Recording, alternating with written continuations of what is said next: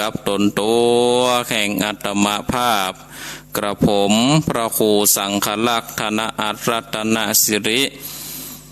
เจ้าอาวาสวัดหาลิกาลามสันมณะตำบลต้นทงอำเภอเมืองจังหวัดลำพูนก็ได้นำเอารายการมาพบกับศรัทธาญาติโยมท่านสาธุชนนักศีลนักบุญทุกท่านเป็นประจำกุเตื้อนั่นนี่ออกทุกวันพุธแล้วก็วันพฤหัสบดีเวลาตี 3 ถึงตี 4ก็ตอนนี้ก็ได้ปรับเปลี่ยนผังรายการโดยท่านอาจารย์พระครูอภิวัฒนวิกรมท่านพระอาจารย์บรรยงอภิวัฒโนก็ได้ปรับเปลี่ยนผังรายการได้มอบหมายให้อาตมาภาพได้มาได้มาอู้มาจาได้นำเอาพระสัทธรรมเทศนา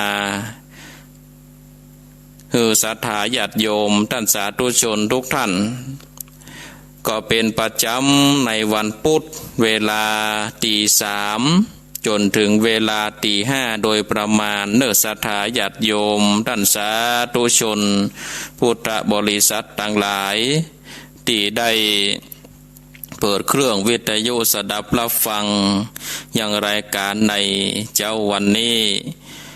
ก็สาธุอนุโมทนากับหลายๆคลื่นหลายๆสถานีที่ได้รับสัญญาณในเจ้าวันนี้ก็มีสถานี 104.50 วัดฝายหินแล้วก็สถานี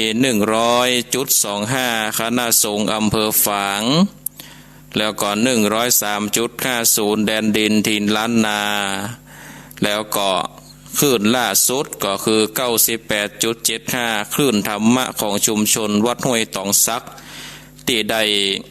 รับสัญญาณในเจ้าวันนี้แล้วก็ศรัทธาญาติโยมศรัทธาท่านทั้งหลายที่ได้เข้ามารับชมรับฟังในการถ่ายทอดทางระบบ Facebook ก็ได้เข้ามารับชมรับฟังในเจ้าวันนี้ก็ต้องขอสุมาภัยกับศรัทธาท่านทั้งหลายก็ได้เข้ารายการจ้าไปน้อยเพราะว่าตามกำหนดการก็จะได้มาพบกับศรัทธาญาติโยมเวลาตั้งแต่ตี 3แล้วแต่ว่าเหตุโดยอินเทอร์เน็ตของทางวัดปักทางเจริญได้ขัดข้องทางระบบเทคนิคเล็กน้อยก็ได้รับสัญญาณแก้ไขแล้วก็ได้รับสัญญาณในเวลาตี 3 กึ่งแล้วศรัทธาญาติโยมท่านทั้งหลายก็วันนี้ก็ได้มาพบกันแล้วศรัทธาก่อนที่เขาจะได้สดับรับฟังพระสัทธรรมเทศนาเจ้าคำหยาดฟ้ากุมารผูกต้น7นั่นก็ได้ยอมจิตยอมใจกันก่อนเนาะศรัทธาท่านทั้งหลายยอมจิตยอมใจกันก่อนได้ไหวพระได้สวดสรรเสริญคุณของพระติตะทไลยรัตนะผ่านแผ่วพระแก้วเจ้าทั้ง3ประการก่อนเน้อศรัทธาท่านทั้งหลายเอาได้ประนมมือพร้อมกันเน้อกราบ1กราบ2กราบ3อิมินาสกาเลนะพุทธังอภิปูชยามะอิมินาสกาเลนะธัมมังอภิปูชยามะอิมินาสกาเลนะสังฆังอภิปูชยามะอะระหังสัมมาสัมพุทโธภะคะวะ พุทธังภควันตังอภิวาเทมิกราบสวากขาโตภควตาธัมโมธัมมังนัมมัสสามิกราบสุปฏิปันโนภควโตสา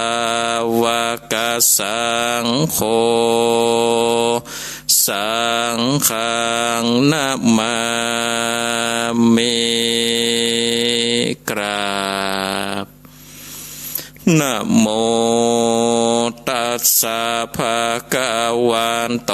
อะระหะโตสัมมาสัมพุทธัสสะนะโมตัสสะภะคะวะโตอะระหะโตสัมมาสัมพุทธัสสะนะโมตัสสะภะคะวะโตอะระหะโตสัมมาสัมพุทธัสสะอิติปิโสภะคะวะอะระหังสัมมาสัมพุทโธวิชชาจารณะสัมปันโนสุขโตโลกวิทูอนุตตโลปุเรสะธัมมาสาลันติสัทธาเทวมนุสสานังพุทโธภวันติสวากขาโตภควตาธัมโมสันติติงโกอากาเลงโกเอหิปัสสิงโกปันนาเยโกปัจจตังเวทิตาโพวินโยหิติสุปฏิปันโนภควโตสาวกสังโฆโจปฏิปันโนภคะวันโตสาวกสังโฆญาญาปฏิปันโนภคะวันโตสาวกสังโฆสามีเจปฏิปันโนภคะวันโตสาวกสังโฆญาติตังจัตตาเลโปเลสะโปกาลาเอสะภคะวันโตสาวกสังโฆอาหุนายโยปะหุนายโยทักเขนายโยอัญชเลกาลเนโยอันโนตัลลังปุญญาเขตังโลกัสสติ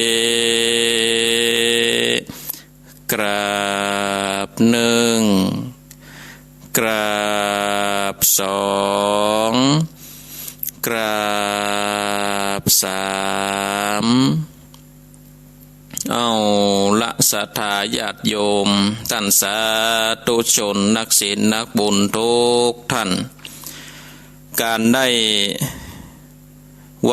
พระกล่าวกรรมปูจาพระรัตนตรัยได้สวดระลึกถึงพระพุทธคุณพระธรรมคุณพระสังฆคุณคือการได้ระลึกถึงคุณของพระพุทธเจ้าคุณของพระสัทธรรมเจ้าคุณของพระสงฆ์พระอริยสงฆ์ก็ได้ปริปุณังย่อมจิตย่อมใจกันละเนาะศรัทธาญาติโยมเอาละบักได้เสียเวลาก็เชิญจวนปออกไม่ออกศรัทธานาบุญทุกท่านได้ตั้งอกตั้งใจสดับรับฟังพระสัทธรรมเทศนาแบบปื้นเมืองเหนืออันมีชื่อว่าเจ้าคำหยาดฟ้ากุมารก็วันนี้ก็จะได้เทศน้ำเทศธรรมผูกต้นเจ็ดละเนอศรัทธาญาติโยมก็หลังจากที่ห่างหายกันไปหลายปุดโดยกันเพราะว่าติด เนื่องโดยได้ติดศาสนกิจหลายตีหลายต่างก็บ่สะดวกในการได้ออกรายการก็ได้มอบเวลาให้กับทางสถานีก็วันนี้ก็ได้มาพบกันแล้วก็เชิญชวนศรัทธาญาติโยมตั้นทั้งหลายได้ตั้งอกตั้งใจสดับรับฟังพระสัทธรรมเทศนาปื้นเมืองเหนือเรื่องเจ้าคำหยาดฟ้ากุมารผูกต้วนเจ็ดเป็นลำดับต่อไปนะโมตัสสะภะคะวะโตอะระหะโตสัมมาสัมพุทธัสสะตันตาอันตาลาญิงเกสามิเกวิมาลาวันเนจาปาปาเตจาปาลิเยเซนโตอาทิสวนโตคังลาเป็นตัวกาลังอังกาเสสะตะวนโดลาสัมโพเลสะตั้งหลายตั้งยิ่งใจน้อยใหญ่ผู้มักไฟตั้งบนอันจากหนุนส่งโยกได้โยนสวนสันเดกตานเมขาวน้ำวานโตพรำปัจจัยวันสิ้นใสมันลอดบอดลาตอดวางลานำบุพผานดอกไม้ทูบเทียนไตดวงงามมาสู่อารามขวงแก้วปูดจาดแล้วฟังธรรมจูงดาจำติดต่อตามบาทขอบาลีวาตัตตาในกาละนันไซนางนาต้อยเวบมาลาอันโซกาปวดเจ้าในป่าเศร้าดงตานตามผาจันข้อมโกยเขียวเล่งจ้อยปูดดอยตามแนวคอยผาดลาดหินผาดหยาดเกเลบอกฮานบนมีปวดเจ้าก็ทุกโศกเศร้าเมาเวนบอดได้กินข้าวน้ำดาจากความใจตายนางก้อยพันพายเต้วไตไปสูบไม่ฝอยแนม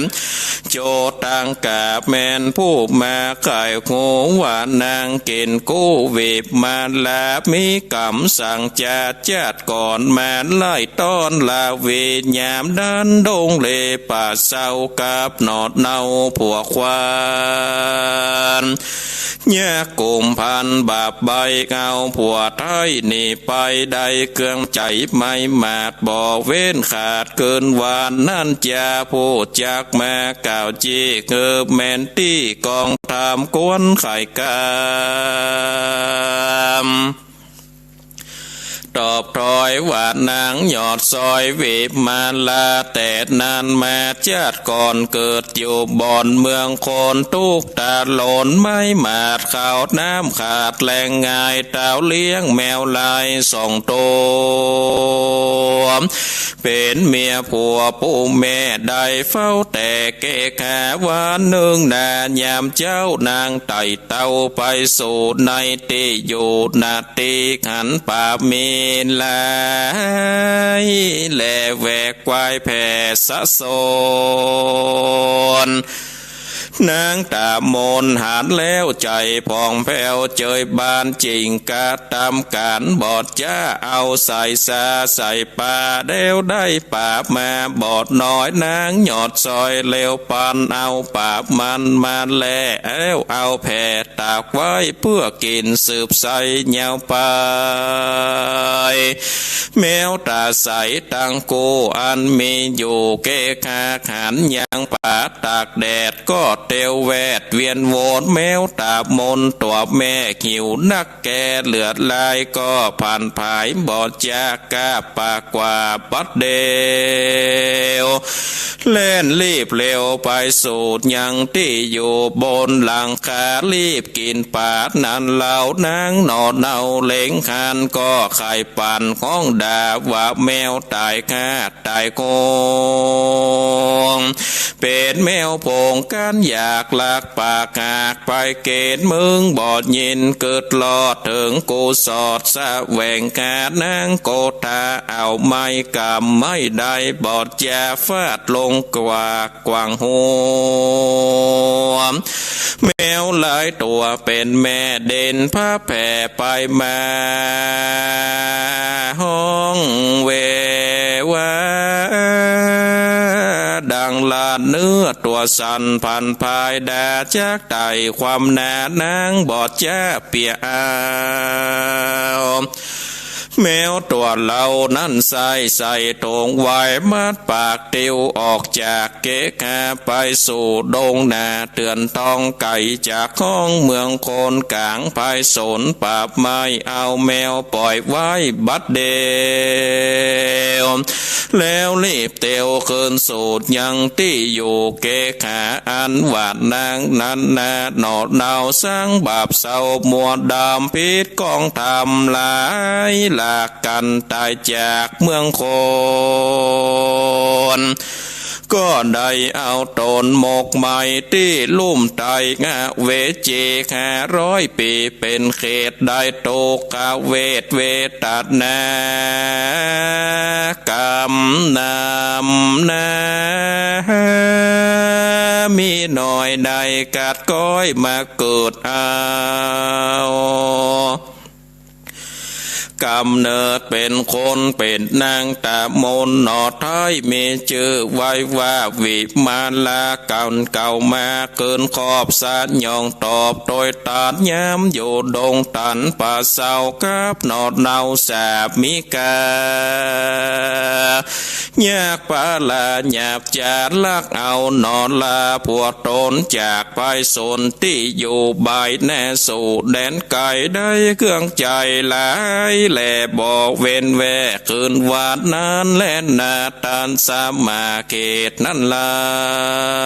วคนโหนมเท้ายิงใจจงจำหมายตวนเตว่ากามนี้มีจริงควรขาดเน่งคืดขวาดอย่าประมาทลาดสาดหยาดนำแหนลื่นเล่นจุงหลีกเว้นเสียกาย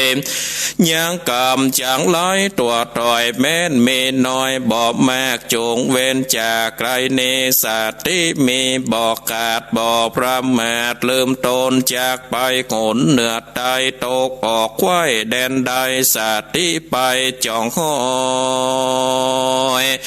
ต่างได้ต่อยเครื่องเกก็เว้นในไก่โยดเหตุเป็นโทษนานาโลภะนาโลภลายจงโคตรคายในกายแปลงใจสายจอยโจดอย่าคิวโคตรมัวดำ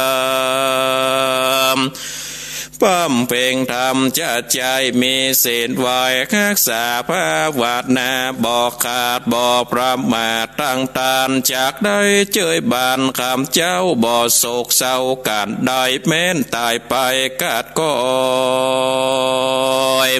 ชีวิตขาดเสียตนบนจากบันดลไปเกิดที่ผ่านเสดการเสมสีแล่นนาพิกาเวนโดลาพิโกตังลายอันมาเป็นสายงาลิญาจัดละเสียงขาดตันขาส่วนอันว่านางวิมาลาหนอดเนาการซอกหาปวดเจ้าจอมควันตามดอยจันป่าใหญ่ภาพเสียงควายดงไผ่บอกกันในสักทีนางคือที่ปิดจารณา ว่าเจ้าสามีกาดนั่นเราเตียงปอกเต้าคืนหลังไปขาดยังปอบแม่อันอยู่แก่ปูเลหรือเสือมีหยับจ้าเอาเจ้านอนลาไปเกณฑ์หรือนอนละเล่นน้อยนาดกำมาป้าตัวตาอยากดงตานภายเพศละสอดเกตภายโซนหันใส่ตนนอนเนาลักเอาเจ้าปานเนหรือตนบนมีปีไทยใดโคดไม่โกธาคือตัวเงาแลดน้องเนลักสอนลีนีไปเป็นสารได้ไปโกนางเกณฑ์โกวิมาลาปิจารลาดนาสันติเกิดสอดดันหลายแสงตาวันแรงย่อนคอยจากลาเปลี่ยมน้อยดอยผาดนางโศกาบไม่เอาโตกโศกเศร้าเมาโมโกกอมมาโก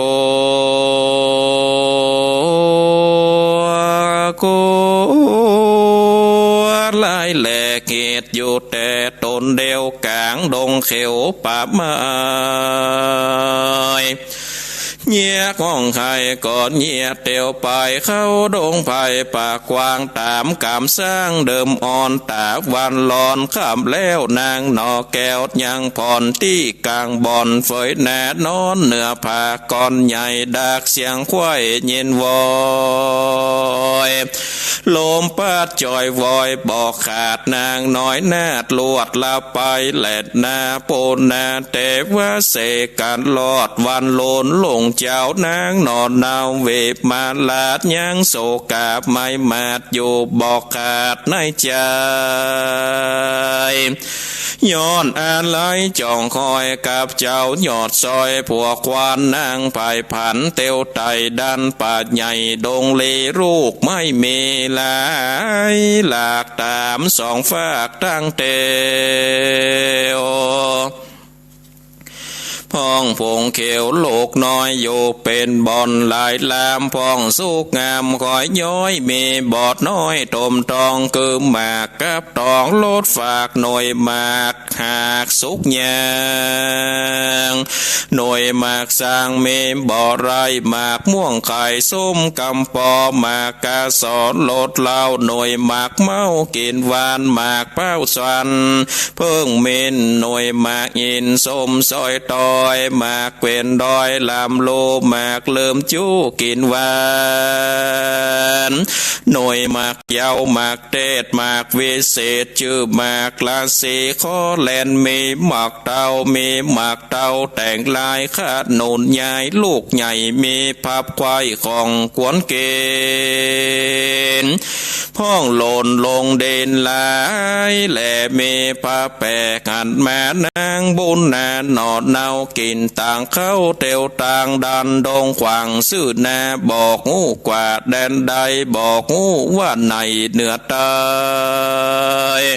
ทุกโศกไม่โศกาเทวดาป่าเศร้าก็ปากันเฝ้าเล็งพอเกินนางน้อยหนอไปดีตามกรรมมีแต่กอดนางน้อยอ่อนกะตามแม่นางดันดงแน่จะใจ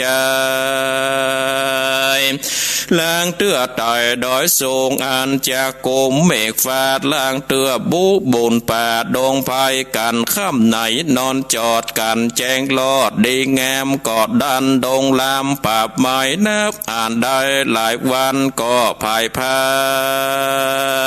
นไปลอดเวียงแก้วยอดเน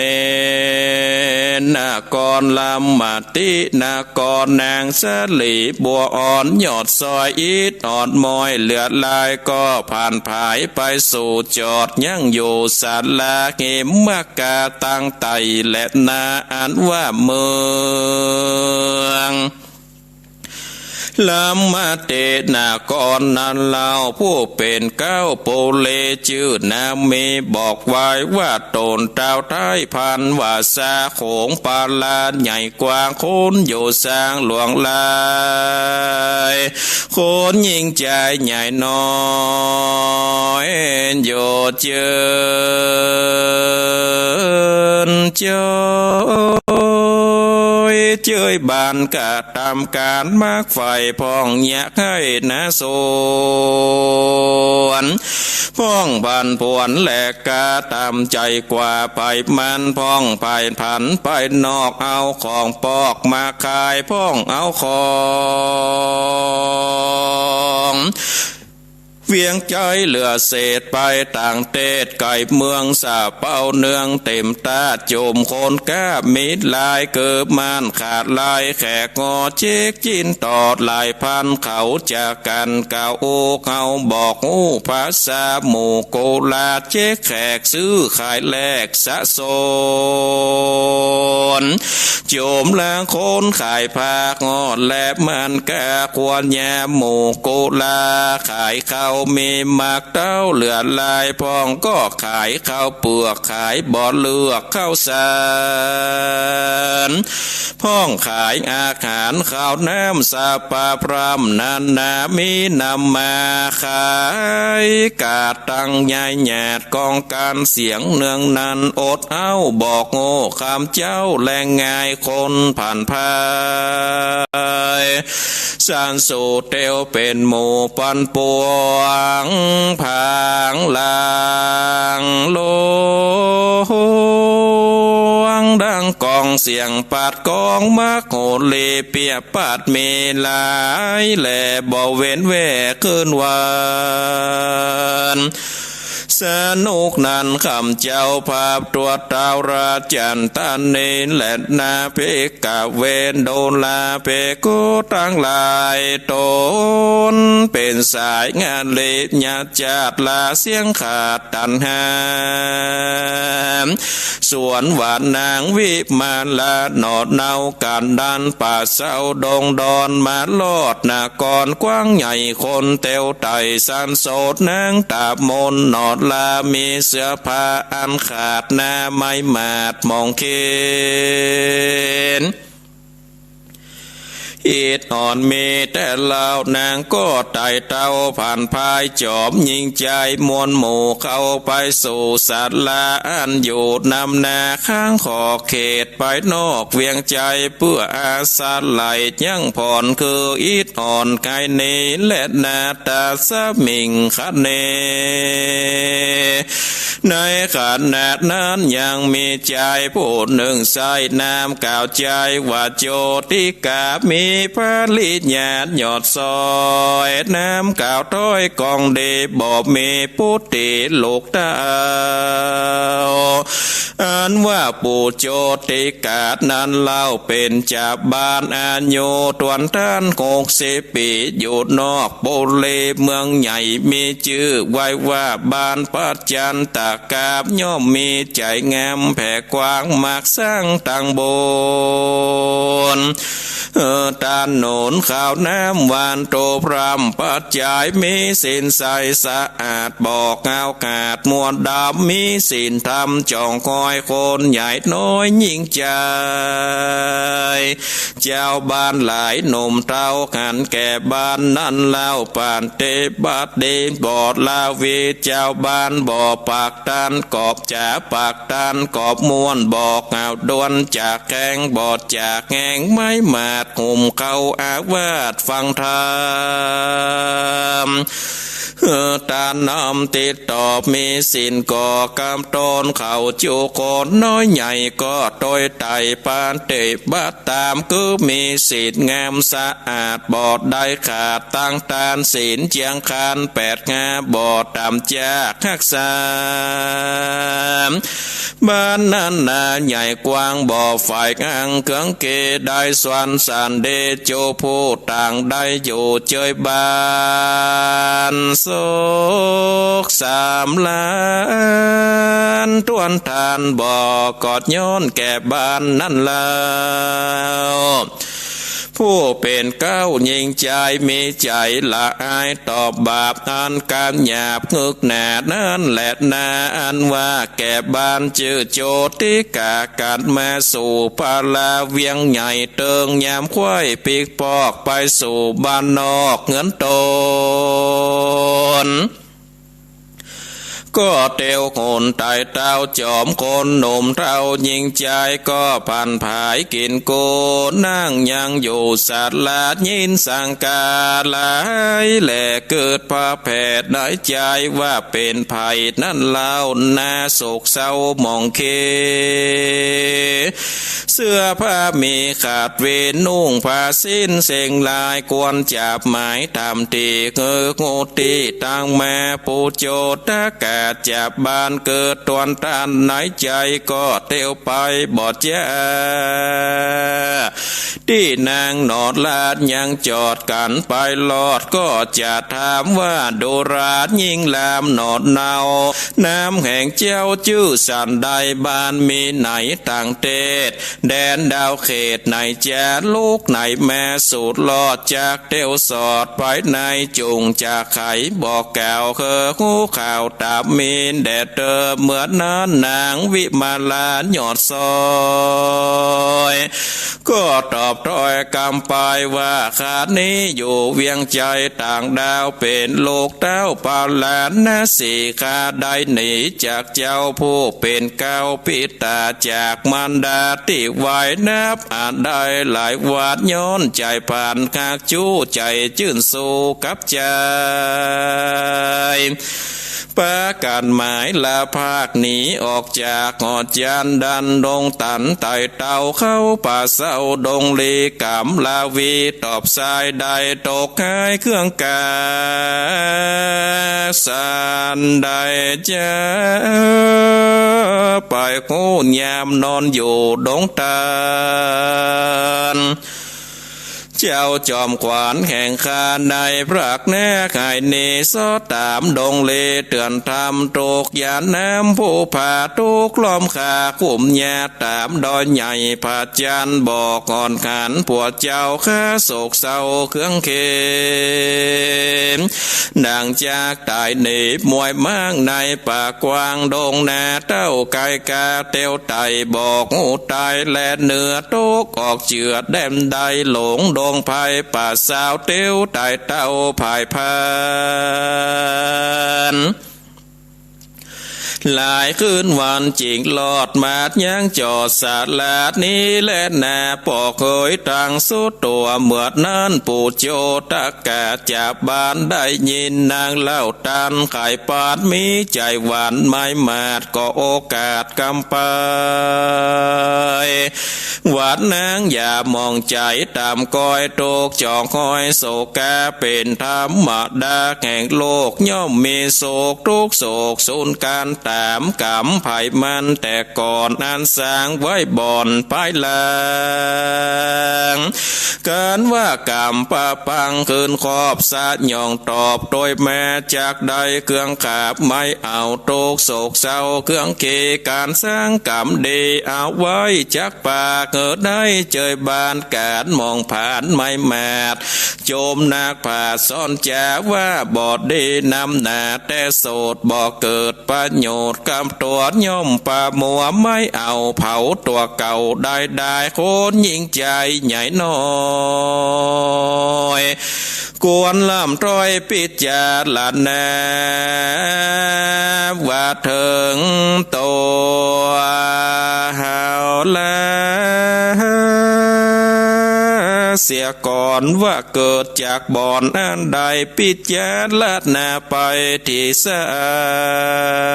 ลคือสอดดันลายแสงดังนางจอมแปงนี่เล่าคอยว่าแจ๊ดก่อนเก่าเดิมทีได้สร้างกรรมดีน้อยใหญ่กับนั้นไล่โดยตานได้ขันจัดนี้บ่อาจเลลบนี่ได้เครื่องขีดตามก้อยตกจอกห้อยโดยมานางวิมาลาหนอดนาวฟังปูเท่าโปจักกามแม่สอนแจมบอกจีเงินได้กูตีกองดีก็มีงานแหลนแน่มันแก่นถูกมัดแตนกองทำมีใจนำจื่นจอยทุกจองคอยเด็กหายนางบนพายน้อยแนดก็อภิวาทวันตา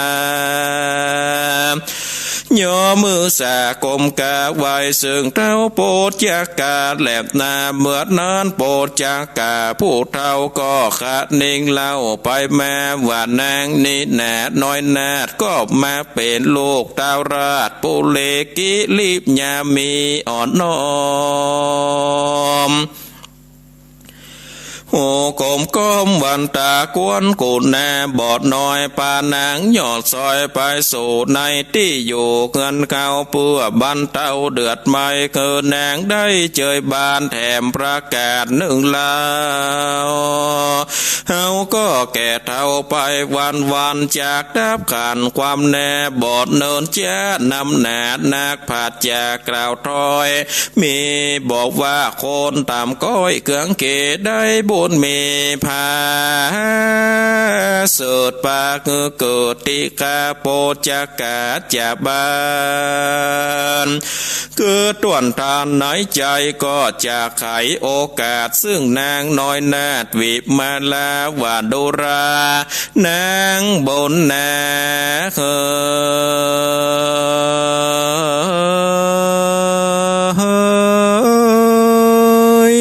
นอนเนาอันว่าลุงนี้บ่มีลูกเต้าหญิงใจอยู่สองตาใหญ่บ้านนอกแดนข้าวขอกปัจจันตากาบนางจุงตามไปสู่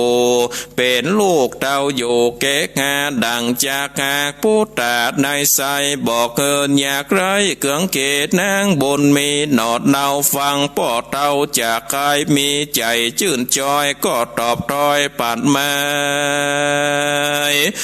ว่าเป็นบุญหลายแข่งข้าอ่านโตกตามจ้ามองผ่านจากได้เจยบานนั้นเล่าจะบานเท่าโจติกากับนางวิมาลานหยอดซอยต่างเก่าถอยจากกั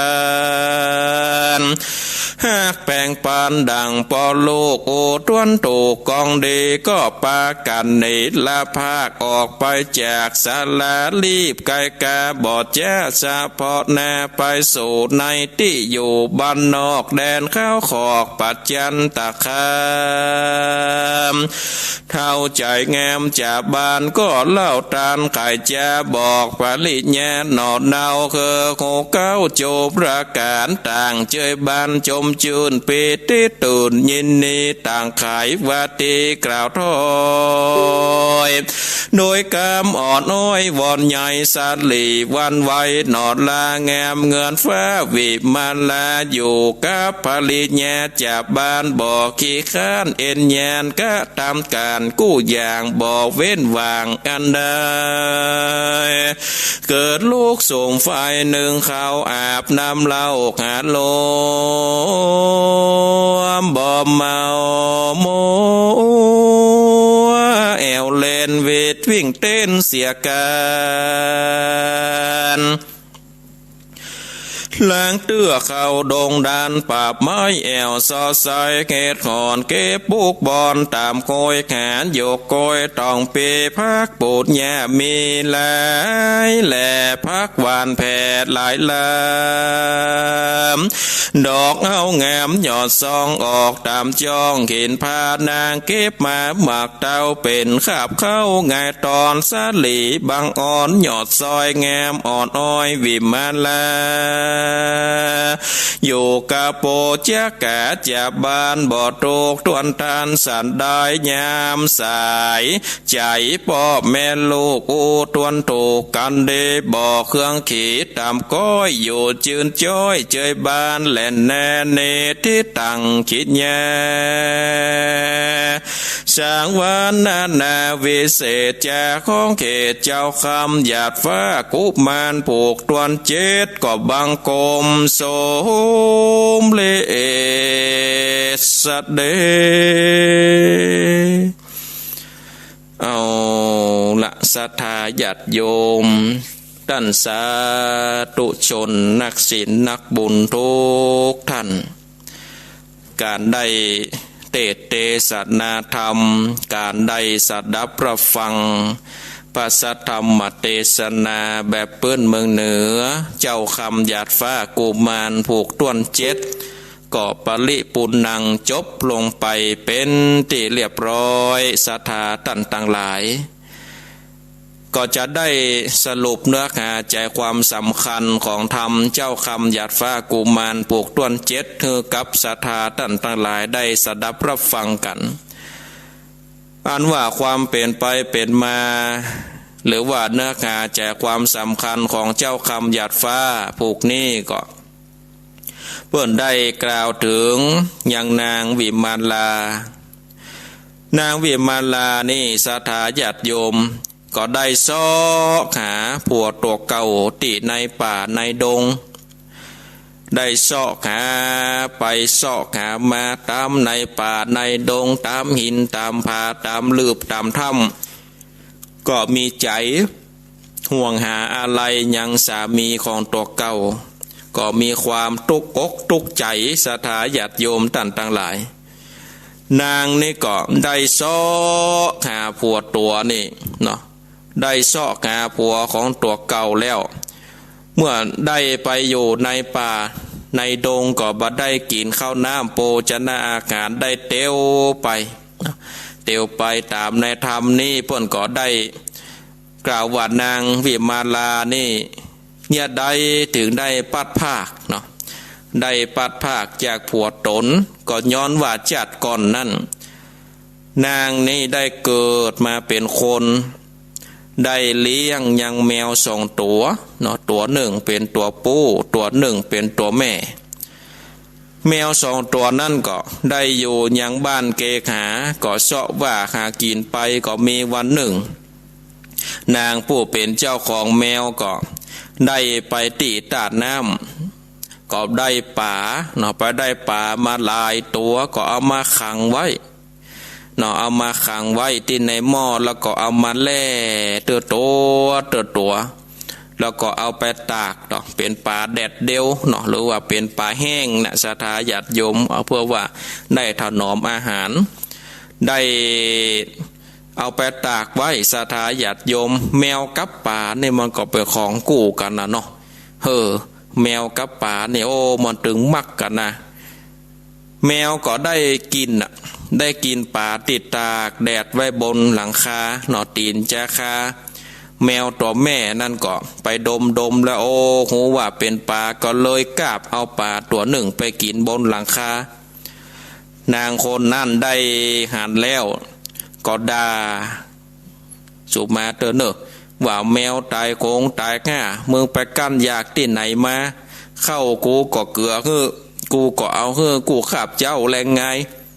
มึงก็มากั้นอยากอีล่ำเหลือมาลักกินป่าแล้วก็เงียบเอา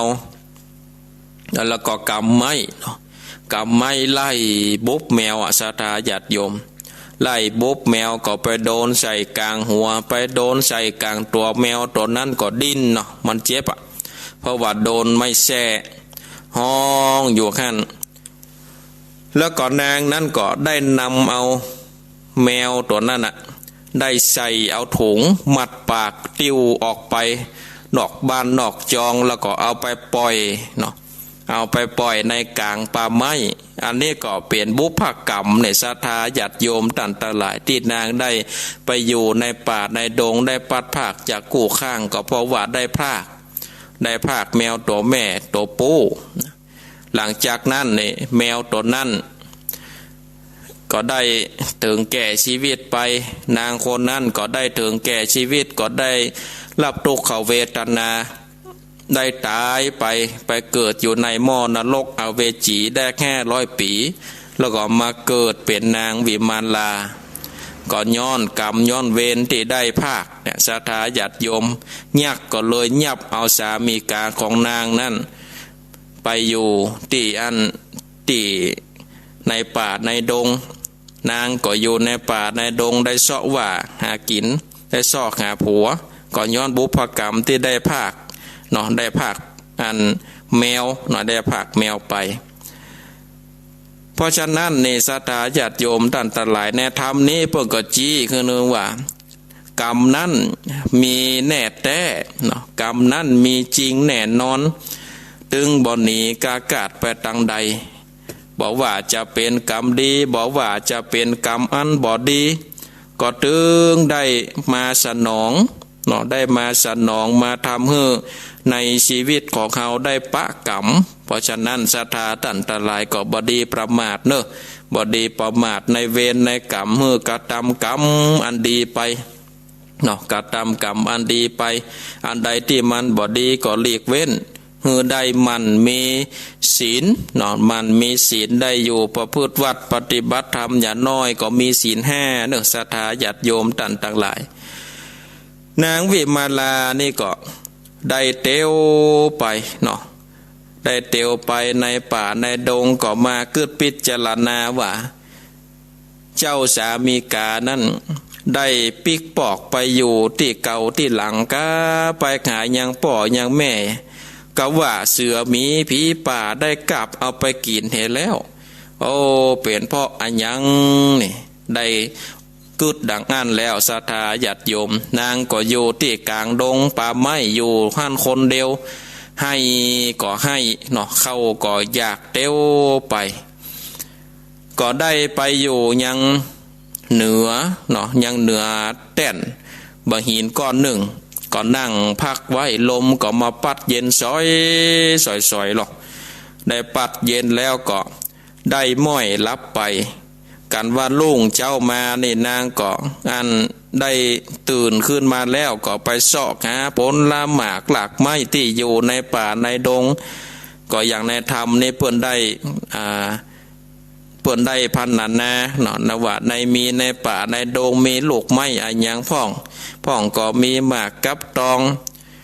ลดฝาดหน่วยหมากหากสุกยางหน่วยหมากสร้างมีบอดไล่หมากม่วงไข่ส้มกำปอหมากกะสอลดเหล้าหน่วยหมากเมากินหวาน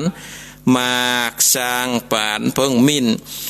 ปลามะแล้วก็หน่วยหมากอินส้มซอยตอยหมากเกวียนดอยหลามลู่หมากลืมจู้กินเมาเนี่ยศรัทธาเพิ่นก็พรรณนามีถึงหมากแตงหมากเต้ามีสัพพะอย่างเนาะในป่าในดงนางก็ซ้อกินไปนางกินเข้าไปแล้วเนี่ยนางก็เต้วไปสื่อหน้าเนาะมันก็มีความทุกข์โศกไหมก็เพราะเวรเพราะกรรมนะศรัทธาญาติโยมต่างต่างหลายแล้วก็เดินทางเนาะเดินทางสื่อไปได้หลายวันก็ไปลอดถึงเมืองลำมตินครลำมตินครนี่ศรัทธาญาติโยมมีเต้าพญาชื่อว่าพันวษาเนาะซึ่งเป็นเจ้าพญาอยู่ในเมืองนี้นี่เป็นคนตีเนี่ยให้ใส่นาเนาะบางพ่องก็แยกให้ใส่นาบางพ่องก็เนี่ยสวนบางพ่องก็กล้าก็ขายบ้านเมืองนี่มีความเจริญมีตึงแขกมีตึงเงี้ยวโอสะปะสะปันมาก้ามาขายมาแลกบางพ่องก็เอาของมาแลกเข้าบางพ่องก็มาขายก็ได้คนก็ลุมหลายในศรัทธาญาติโยมนางวิมาลากันว่าไปหลอดที่ขั้นแล้วนี่เสื้อผ้าก็มาปุ๊ดมาขาดหน้าตาก็มามองหม่นเศร้ามีความอิดความอ่อนนางก็ได้เดินไปเนาะไปอยู่ศาลาหลังหนึ่งที่อยู่นอกเวียงใจก็ได้พักผ่อนอยู่ที่ขั้นในคณะนั้นก็ยังมีชายผู้หนึ่งชื่อว่าโจติกานี่มีภริยาชื่อว่ากองสีแล้วก็บ่มีลูกบ่มีเต้าอันว่าโจติกานี่ศรัทธาญาติโยมอายุได้60 ปีโจติกาก็มีตำแหน่งชื่อว่าจาบ้านถ้าเป็นกำอู้บ่เดียวก็คือว่าเป็นปอดหลวงบ้านเนาะเป็นปอดหลวงบ้านชื่อว่าบ้านปัจจันตคามอยู่ในนอกเวียงโจติกานี่ศรัทธาญาติโยมท่านทั้งหลายโอ้เป็นคนที่มีจิตใจดีเนาะเป็นคนมีจิตใจดีได้คือทานข้าวน้ำวัตถุพร่ำปัจจัยเมื่อถึงวันพระวันศีลก็ไปถือศีลได้ไปฟังธรรมบ่ได้คมเหงเต็งเต็กยังชาวบ้านปาก็ม่วนจาก็หวานเนาะบ่ได้อู้ได้จ่ากับชาวบ้านยังเสียงแข็งได้ดูหล่ำดูแลเนาะลูกบ้านอย่างมีจิตใจอวบอ้อมอารีศรัทธาญาติโยมเมื่อ แก่บ้านชื่อว่าโจติกานี่ออกจากบ้านจากเมืองเพื่อที่จะได้ไปสู่ยังเมืองหลวงเนาะออกจากบ้านปัญจันตคามนี่จะได้เดินทางไปในเมืองหลวงมันก็เหมือนกับเฮาจะเข้าเวียงเนาะเฮาจะเข้าเวียงต่อก่อนนั้นก็ต้องเตียวต้องเตียวตีนประเดี๋ยวนี้ก็มีรถมีลาเนาะมีรถคิวมีรถเมล์มีรถตู้เพื่อได้นั่งแต่ก่อนนี่จะไปเวียงนี่ต้องเตียวตีนไปหลังจากได้เตียวไปแล้วศรัทธาญาติโยมก็ไปขันใส่ยังนางวิมาลาอยู่ในศาลาก็มีความเอ็นดูขุนนากึดในใจว่านางนี่เป็นไผบ่เคยขันหน้ากำเตือหน้าตาก็มามองหมุนเศร้าเสื้อผ้าก็มาปุ๊ดมาแหว่งมาหนุ่งผ้าสิ้นโอ้เป็นดีเอ็นดูนายโจตกาแก่บ้านก็เลยเข้าไปจะถามว่านางลูกตังใดมานางมีชื่อว่าอันใดลูกตังใดมานี่และลูกนี่จะไปที่ไหนจะเตียวไปทางใดเห็นหรอถามสารทุกสุขดิบติไปติมานางเวียมาลาก็เลยตอบไปว่าข้านี่อยู่เวียงใจต่างบ้านต่างเมืองปุ่นข้านี่ได้ชื่อว่านางเวียมาลาเป็นลูกของเต้าพาราณสีได้หนีจากป่อจากแม่มาแล้วก็มาเพื่อที่จะได้เสาะหายังสามีกาได้มาลงอยู่ในป่าในดงโอ้เข้าก็บัดได้กินน้ำก็บัดได้กินโอ้มีความโศกทุกข์อกทุกข์ใจเนาะก็บอกงูจะไปเปิ่งภัยแล้ว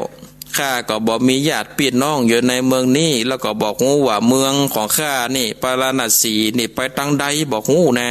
เนาะนายโพจกาแก่บ้านนี่ก็เกิดว่าโอ้นางนะก็มีความ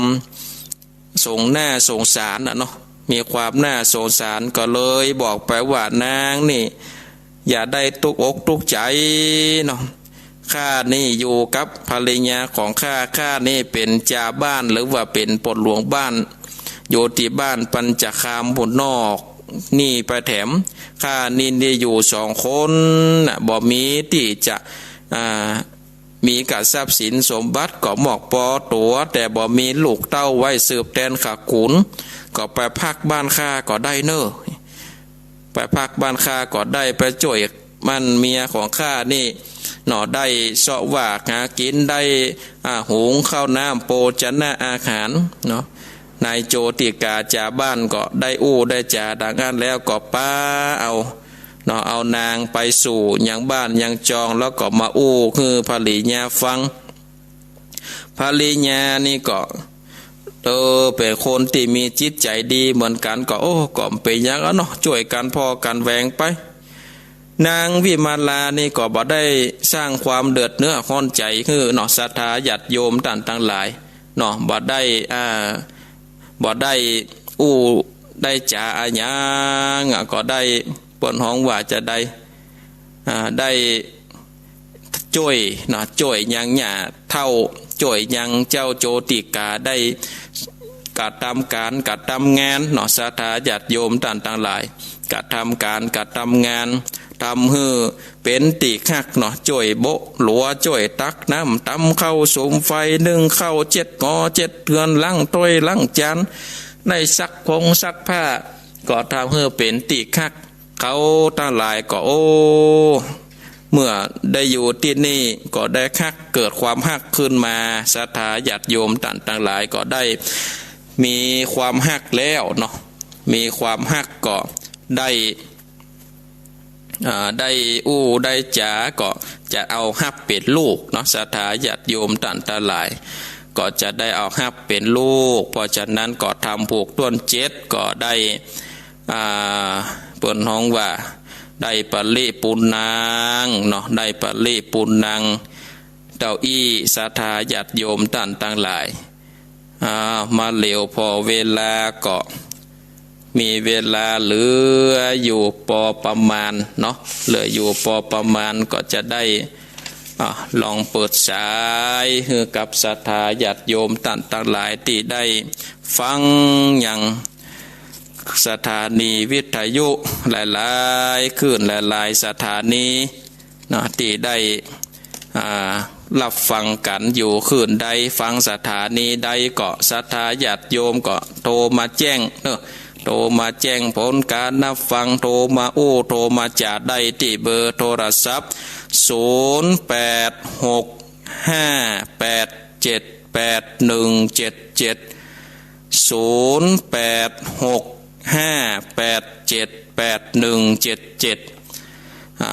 มีก็โทรเข้ามาเนอะศรัทธาญาติโยมก็มาพอศรัทธาที่เข้ามารับชมรับฟังในการถ่ายทอดตามระบบเฟซบุ๊กก็มีแม่จันเลือนใสคุณโยมมัทนาอัมพันธ์มีโยมมาลีกัลยามีโยมทองคำที่วงฟังอยู่เสาหินละปูนฟัง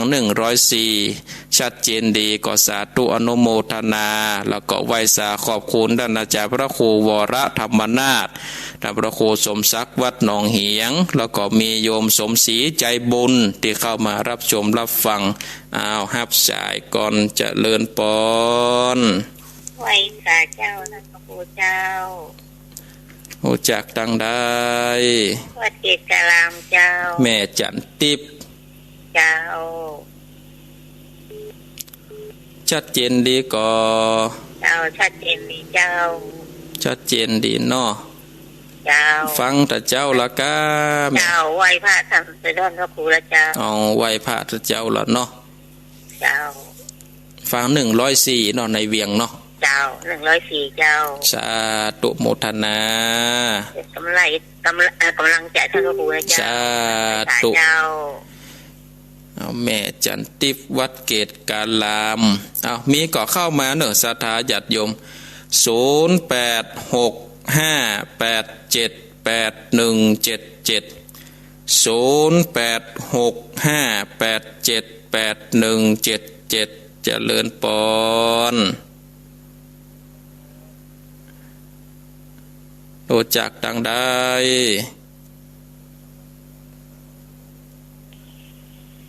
จากทางใดก็เราปาฟังเนาะครับผมชัดเจนดีครับชัดเจนดีครับเป็นกำลังใจให้ท่านพระครูตลอดเนอะสาธุโมทนาครับผมบุญรักษาครับมีก็เข้ามาแถมศรัทธาญาติโยมฮับสายเจริญปอนไหว้สาน้องเบลมันแล้วน้องเบลไหว้สาท่านอาจารย์นะครับสาธุวันนี้ฟังเจ้าละมันไม่ได้ป้ากันเมินเลยแกโอ้หลายพุทธเหมือนกันนะเนาะ2 พุทธพวกกันเนาะเพียงเกินเดือนกันไม่ได้มาเนี่ยโอ้หลายตีหลายตังฟังท่านอยู่แล้วก็เดินหาท่านอยู่เด้อสาธุฟังกันไปเรื่อยๆนะนั่งใจเด้อสาธุบุญรักษามีก็เข้ามาแถมศรัทธาญาติโยม0865878177เจริญปอนครับรู้จักดังได้ครับน้องแจ้งครับที่ไหนก็ปออกน้องสีแจ้งน้องสีแจ้งสลับปีเนาะชัดดีครับชัดเจนดีเนาะชัดเจนดีครับขอไหว้ศาลเนอร์สนับสนุนท่านพระครูนะครับสา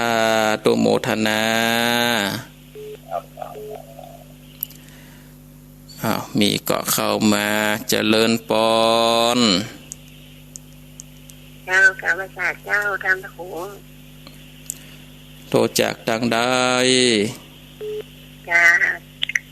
จะมาขี้เล็กฝังเจ้าแม่เมา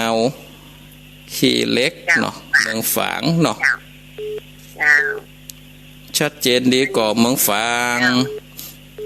เมืองฝางนี่ชัดเจนดีเจ้าชัดเจนดีเนาะใกล้กันมันใกล้กันทางนั้นพระบาทอุดมนี่นะเจ้าใกล้กันหันพอดีเนาะเจ้าสาธุโมทนาค กำลังใจให้ท่านนะเจ้า บุญรักษา กราบภาษาเจ้า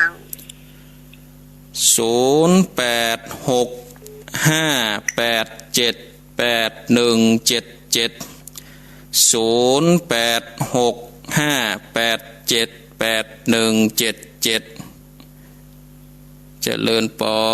นเจริญปอนติดแล้วนะ นมัสการพระครู โตจากตังใด หาริกาลาม โตจากตังใดแม่ ทั่วเขตคามฟังพระธรรม เอา คำสอนต้าน เวลาตีสี่เช้าตู่สู่เรือนชานเสียงพระธรรมคับขานทั่วล้านนาฮัลโหล อ้าวแม่ว่าเลย ฟังอยู่ โตจากตังนั้นเหมืองจีเจ้า อ๋อเมืองจี้เมืองจี้ ละปูนเจ้า เมืองจี้ละปูนโอ้แต่งม่วนดีเนาะ แต่งกรให้อันพระครูเนอ สาธุแต่งม่วนดีแต่งม่วนดี ข้าพีทำเนาะแห่งชีวิตล้วนหลากหลายศรัทธาตึงหมิ่งใจกราบไหว้สาข้าน้อยกราบสาธุโมทนา ชนะทานภายในใจปัญญากราบไหว้สา สาธุโมทนาคือจะไปก็ไปเนาะอ้าวแต่ก็แต่งม่วนดีเนอะโยมแม่เนอะเมืองจีละปูนก็ใกล้กันนี่บ่ได้เนาะอำเภอเดียวกันอ้าวฮับสายเจริญปอนไว้สาท่านพระครู นั่นแล้วเจดีย์3 ยอด ฟังเจ้าแล้วท่านเด้อ ฟังแต่เจ้าละเนาะ ธรรมะของท่านวันนี้เท่าเขาอกเข้าใจดี เข้าใจดีชัดเจนดีเนาะ ชัดเจนดีท่าน ชัดดีแล้วนี่ฟังขึ้นอย่างนี่ป่าช้างนี่ 104นะเนาะ อ๋อ104นี่ได้อยู่เนาะ ครับ ถ้าเมื่อเจ้านี่ได้โยควายมานี่หายไปละ104นี่เนาะ ครับกับไว้สาท่านเด้อ สาธุโมทนาก ำลังใจ บุญรักษาอ้าวหับสายต่อไปอ้าวเข้ามาแถมกำเนอะสายหลุดไปแล้ว0865878177โอ้ก็ยังบัดตันแจ้งแต่นั้นเนาะอากาศก็พอฮ้อนมาแล้วนี่ดะอ้าวหับสายเจริญปอนกราบไหว้สาท่านพระครู โอจากตังใด ก็น้อยบุญฝันมโนครมาเสาหินมาฟังครับผม ก็น้อยบุญปันชัดเจนดีก็ครับชัดเจนดีครับ ฟังเมื่อตาเจ้าแล้วครับ มันได้ฟัง3-4พูดเราเขาเรียกว่าสีละกับไปทางไหนละก้านะ ไปตังใดมีธุระนิกรรมกะ โอ้ติดตามรู้กำลังใจท่านพระครูตลอดเด้อ สาธุฟังกันไปเลยเนอะ ครับผม บุญรักษา ครับขอบไหว้สาครับผม บุญรักษาบุญรักษา ครับผม อ้าวสายต่อไปอ้าวเข้ามาแถมกำเนอะอ้าวลุดไปแถมแล้วอ้าว0865878177 เจริญปอนเจริญปอนไหว้สาครับพระครู ป่อบุญมี ครับ ชัดเจนดีก่อ ชัดเจนดีท่าน ฟังหมดแต่เจ้าแล้วก็ โอ้ฟังไม่เจ้าหรอกมันเอาขึ้นออกสายรถพี่กูแหละ เอาฟัง104เนาะ ครับ สา ธุโมทนา รักษาทั้งคู่เด้อ สาธุบุญรักษาเน้อ ครับก็ไว้สา เจริญปอนเจริญปอน505304เจริญปอนเอาอันนี้เปิดวิทยุของการฟังให้แล้วเอาเจริญปอนเจ้าไม่ใช่เจ้ารู้จักตั้งได้น้าอ้วนร้องของข้าวแต่เป็นใช่ไหมเจ้าลองกล่องเข้าเจ้าทางเจ้าชัดเจนดีเจ้าชัดเจนดีเนาะทางท่านพอดีข้าเทพเจ้าพอดีได้ฟังธรรมญาอยู่เจ้าอยู่ก็ยังตันอยู่เนาะเจ้าสาธุโมทนาเจ้าบุญรักษา0865878177ก็ยังดีเนาะศรัทธาญาติโยมก็โรคโควิดก็ได้ผ่อนคลายไปแล้วก็เพิ่นก็ได้ผ่อนปรนเนาะผ่อนปรนระยะที่3ก็ทำให้การค้าการขายการเดินทางอย่างต่างๆนานานั้นก็ได้สะดวกขึ้นเนาะศรัทธาญาติโยมแต่ก็ได้ดูแลสุขภาพเนอะดูแลสุขภาพจะไปชะล่าใจเนาะจะไปชะล่าใจคือได้ใส่หน้ากากไว้เนาะเว้นระยะห่างกันไว้ก่อนเกิดมันติดขึ้นมารอบ2นี่มันก็จะยุ่งทำแล้วนะกำลังดีขึ้นมาในศรัทธาหับสายเจริญปอนกำไว้สาเจ้าท่านโครู้จักตั้งได้ห้อยการเจ้ายังไม่ใส่เราห้อยการเจ้าฟังที่การตลอดเจ้าชัดเจนเลยเจ้าชัดเจนดีเนาะเจ้าให้กำลังใจท่านพระครูนะเจ้าสาธุโมทนาสาเจ้าบุญรักษา0865878177เจริญปอนภาษาชาท่านพระครูสังฆลักษณ์อามาอาโสเป็นชัดเมินละโทรจากต่างได้แม่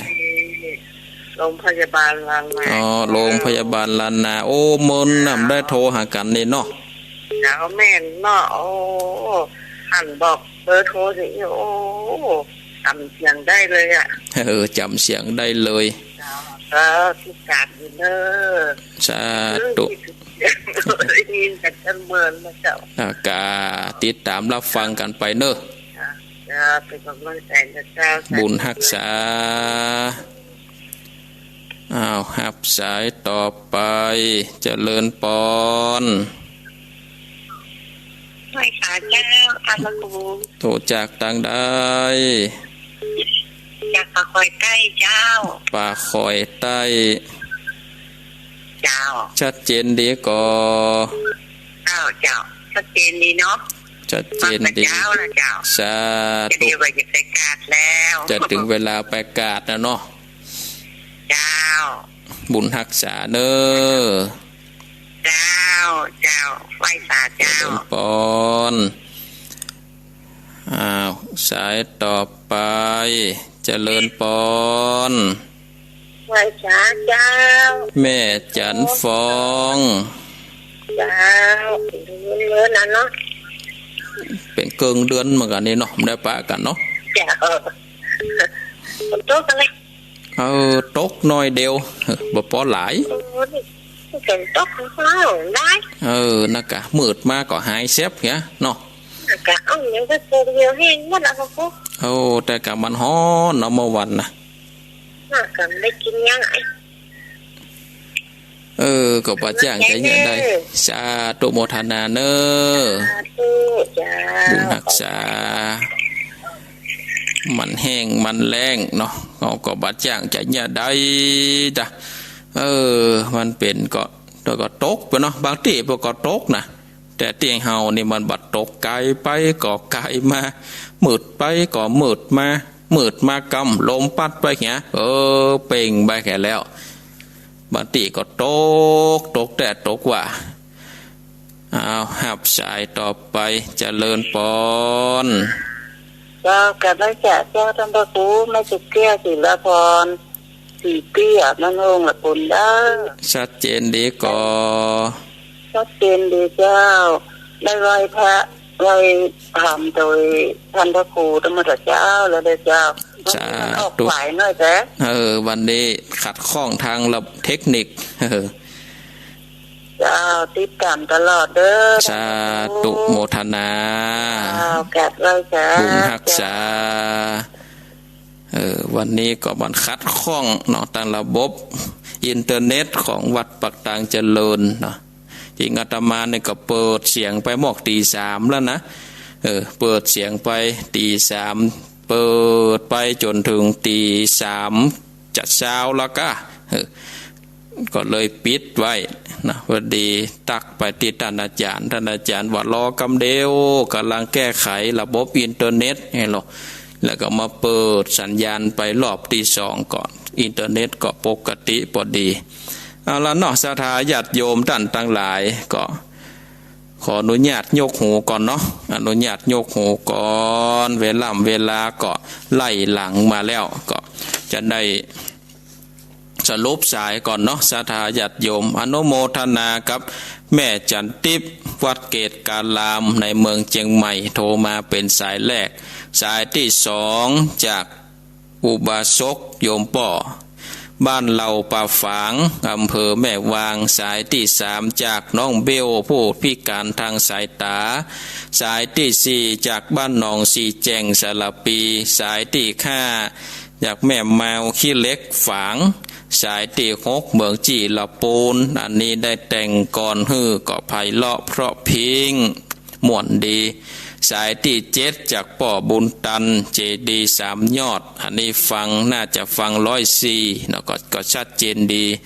สายที่ 8จากป่อน้อยบุญปันเมืองฝางอันนี้ก็ติดตา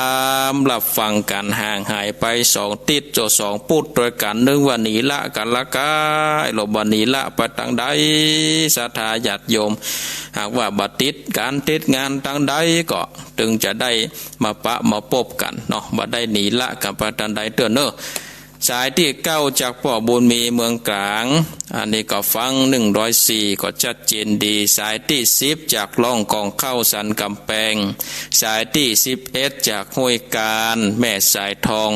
สายที่ 12จากโรงพยาบาลลานนาอันนี้ก็เมินละบ่ได้โทรหากันเนาะสายที่ 13จากบ้านป่าข่อยใต้สายที่ 14แม่จันฟองแจ้ห่มสายที่ 15แม่สุแก้วบ้านศรีลาพรศรัทธาญาติโยมท่านทั้งหลายก็สาธุอนุโมทนาเนอะที่โทรมาแจ้งผลการรับฟังโทรมาโทรมาจ๋าเนาะได้รับชมรับฟังกันตั้งระบบ Facebook โดยแล้วก็ตั้งสถานีวิทยุโดยเนาะศรัทธาท่านทั้งหลายก็วันนี้ก็เป็นวันเฉลิมพระชนมพรรษาเนาะพระสมเด็จพระราชินีสุธิดาก็ได้บางพ่องบางวัดบางวาบางที่เพิ่นก็ได้ทำบุญตักบาตรถวายเป็นพระราชกุศลส่วนคณะสงฆ์พวกก็จะได้เจริญพระพุทธมนต์ถวายเป็นพระราชกุศลก็ในแห่งบึดแมลงคณะสงฆ์อำเภอเมืองละปูนก็จะได้เจริญพระพุทธมนต์เวลา 4 โมงเนาะ 4 โมงแมลงก็หลายที่หลายทางเนาะก็ได้บำเพ็ญกุศลถวายเป็นพระราชกุศลเอาละศรัทธาท่านทั้งหลายก็สาธุอนุโมทนาเนอะกับโยมแม่จิรพันธ์โมป้อเนาะที่ได้สดับรับฟังผ่านทางระบบ Facebook ก็สาธุอนุโมทนาเนอะ